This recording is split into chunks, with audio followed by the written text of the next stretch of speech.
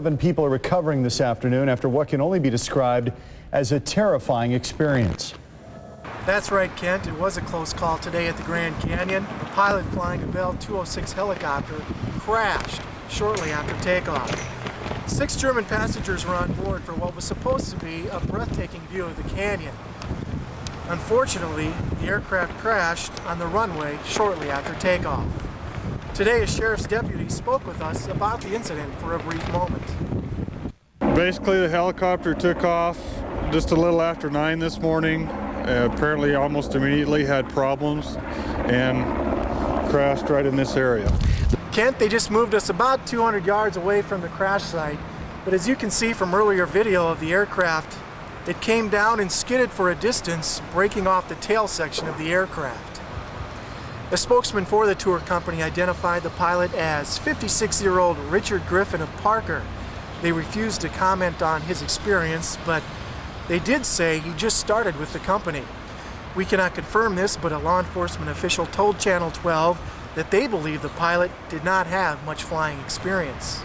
We have spoken with the FAA and they have not been able to tell us exactly what may have caused the crash. However, they have not ruled out pilot error. Pilots are trained to land these type of aircraft when engine trouble occurs, but as you can see, the pilot was unable to do what was required of him. Kent, as we mentioned, pilot error could be a factor in the crash today in the Grand Canyon. We can neither confirm nor deny this. But what I can tell you is we do have a witness who happened to stick by and will take the time now to visit with us about this incident. Sir, step right up here and thank you very much for joining us. Can you tell me exactly what you saw today? Well, wow, the helicopter came right out of the sky and just crashed. And boy, I thought for sure someone was dead. We ran over there as quick as we could and tried to help out.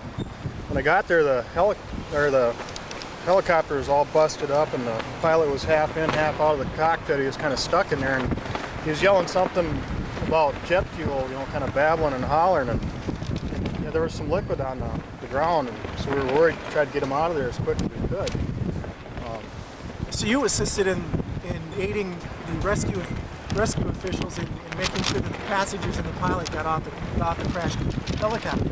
I didn't help with the passengers much, but mostly the pilot was trying to get him out of there. He looked like he might be in kind of tough shape, yeah. What can you tell me about the pilot? What kind of condition was he in when you rescued him? He was worried, obviously, for the passengers. He was excited, worried about this jet fuel, but I don't doubt that it'd be jet fuel, being a helicopter. You know, no fire or anything, but we got him out of there as quick as we could. It just, the only other thing I could smell was maybe some alcohol coming from him other than the fuel. You're telling me that you could smell alcohol on the pilot? Yeah. Did you see any alcoholic beverage inside the copter at the crash site? No, I didn't have time to look around like that. Just, I could smell it coming from his breath. Could you think, in your opinion, would you say that the pilot was intoxicated? Boy, I hate to say intoxicated, but I'm pretty sure he was drinking. Thank you very much for taking the time and revealing some of these really stark allegations, and we'll keep you up to date. Again, stark allegations, possibly alcohol involved with the pilot. We'll keep you up to date as to what shakes out here at this crash site. We looked into the company's record, and according to the FAA, Kenai helicopters have crashed 7 times since 1986. One of those crash was a deadly crash, and a pilot was killed. All of the accidents, though, happened in Hawaii.